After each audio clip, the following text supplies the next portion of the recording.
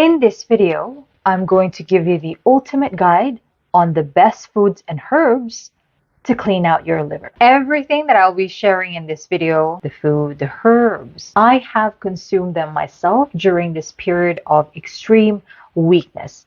And up to this very day, I still eat these things. If you eat every single food and herb that I will be suggesting in this video, I can guarantee you that your liver imbalance will be resolved in a matter of days. You see, the liver Qi stagnation is the most common issues that I see in my clinic among my clients, and most especially in my dear mother. She became very yellow. Everyone in the family was so terrified. Maybe she was contagious and so on. Don't worry, I will talk about her case after I have provided you the list. Why do you need to clean out your liver every now and then? Our liver, being the second largest organ after our skin, filters approximately 1.4 liters of blood every minute. It detoxifies toxic and harmful chemicals from within our body and from outside of the body. You see, no other organs does what the liver do, honestly.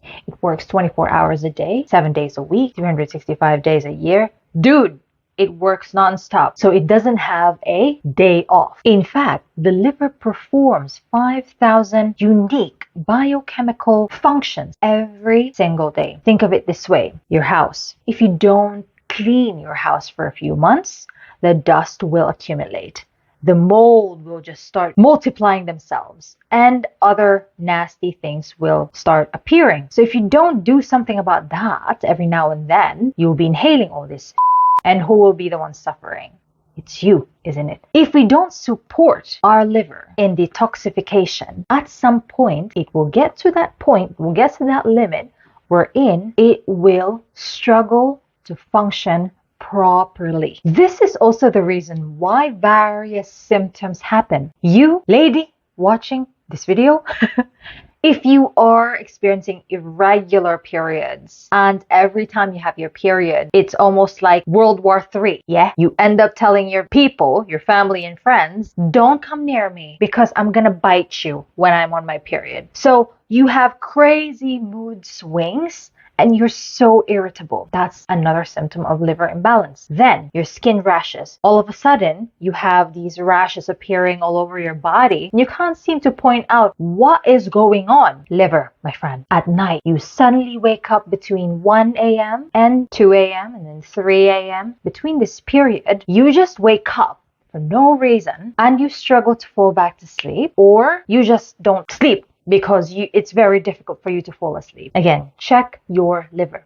Now, all these symptoms that I've mentioned, they will accumulate over time. And if you don't address them, this can sometimes lead to debilitating autoimmune conditions, just like what happened to me, unfortunately. My consultants told me that I had 6 months to live. And at the time, one of the symptoms that I developed end of 2019 was the itchiness all over my hands. I couldn't work properly because every time I would be using the keyboard, the itchiness was driving me insane. At the time, my friend, I had no idea that my liver health has got something to do with it. Just in case you are unaware, you see, in the liver, there's 3 different phases for the detoxification process to occur. We have phase 1, phase 2, and phase 3. I'm going to explain an egg factory for you to understand this. Now imagine in this egg factory, the first phase is to collect the eggs from all these chambers from the chickens. They need to be handled carefully until they reach the packaging phase 2, the packaging phase, where it has to be very efficient so that they're not going to break, obviously. Phase 3 would be delivering all these eggs to the various supermarket, farmer's market, or wherever it needs to go. So that is how the process takes place. Now, if your phase 1 is too crazy, there's so much eggs coming into the thing, and then your phase 2 is very slow, then there's a problem there, right? Let's say you have booked your delivery trucks, phase 3 people. We will be collecting the packed eggs tomorrow at 6 a.m. And then because your phase 1 and phase 2 are very sluggish, your phase 3 is like, what is going on? I hope that analogy psychology sort of made you understand your own liver's detoxification process. Now, let's move on to the food. Lemon and lime. Upon waking up, I usually cut 2 slices of lemon, put it in a warm cup of water, and I drink it first thing without breakfast. So the bitter and sour taste act to break down the stagnant substances in a swollen liver or sluggish liver, as well as gallbladder. They all contain D-limonene, which is fantastic for phase 1 and phase 2, and it also prevents your glutathione depletion. Glutathione, as you know, it is our master antioxidant. Then your cruciferous vegetables. I can tell you, cruciferous vegetables was my thing. Like, every single day, I would not miss this family. They are your cauliflower, broccoli, cabbage, mustard greens, Brussels sprouts, bok choy, watercress, kale, radishes, turnips, and so on. They're all rich in B vitamins, vitamin C, vitamin E, vitamin K, iron, potassium, calcium, flavonoids, fiber. They're stuffed with so much things. That's why I never miss my cruciferous vegetables every single day. The sulfur compounds called glucosinolates help the liver to produce the enzyme for detoxification. I don't recommend eating them raw, especially if you have overactive thyroid, underactive thyroid. It's not recommended just because of the goitrogens compound present in these guys. But if you think of it, can you actually eat cauliflower raw? Has any one of you done it? Well, I don't imagine eating it that way. Next up, healthy fats. Oily fish, wild salmon, mackerel, anchovies, sardines, herring, especially if they are wild caught and organic, they are so amazing.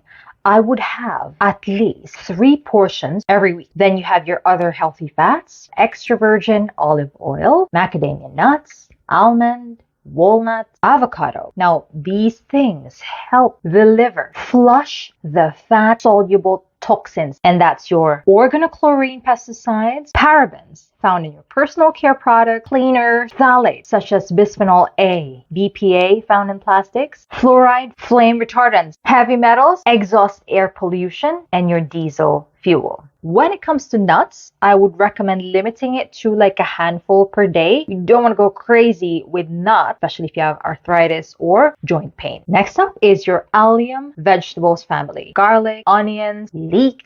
These liver cleansing foods also contain the mineral selenium. Selenium helps the liver get rid of internal and environmental toxins, as well as heavy metals and excess fats. They also boost the immune system, helping to clear out unwanted bacteria, viruses, and fungi. Bone broth. Bone broth is rich in glycine, which is a conditional essential amino acid, vital in liver detoxification. Every single week, what I do, I would make this one massive portion in my crock pot, and I would make a stock, and I'll put that in my soup. And I've never missed any week, unless if I'm traveling. Next is your chlorophyll-rich foods. Just in case it's the first time you heard about chlorophyll, it's anything green. All your dark leafy greens, spirulina, chlorella, wheatgrass, barley grass, literally anything that is green, solid green. Okay. It promotes the detoxification because of its ability to bind in heavy metals for excretion. Chlorophyll is also fantastic in oxygen levels in the bloodstream and supporting the healthy blood circulation. Next up is the herbs to improve your bile flow. Bile is produced in our liver, and it is essential to our body because it actually digests our fat. Without it, we will struggle. So from the manufacturing point in the liver, we need to aid and assist this flow. We don't want it stuck somewhere, just like what happened to my mom. It was bile and all sorts of other things that was stuck in some of her tubes that got her to the yellowish pigmentation. The herbs that are powerful for this is ginger, yarrow, artichoke, dandelion, cumin, fennel, turmeric, and milk thistle. As a practitioner, I always advocate all my clients to start with food when it comes to getting all their nutrients. But with some sensitive cases like my mother, I had to give her a therapeutic dosage of silymarin, which is present in milk thistle. This herb supports liver function by enhancing the bile production, promoting liver cell generation by offering antioxidant support. So many research have been conducted that many phytochemicals present in milk thistle have a protective effect on liver cells. And that's why, with my mother's case, in a matter of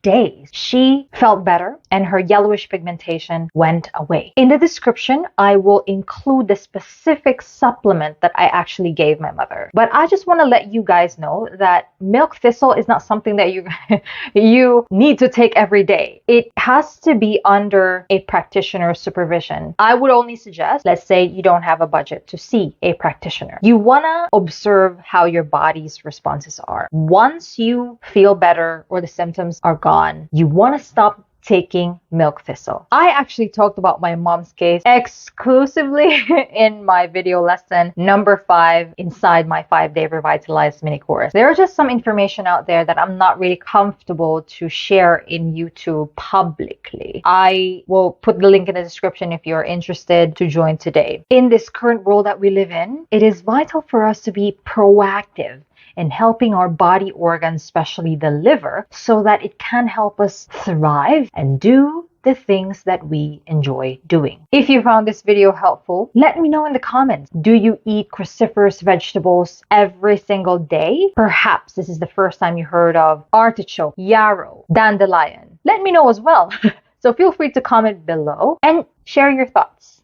Thank you very much for watching the entire video with me, and I will see you in the next one. Take care for now. Bye.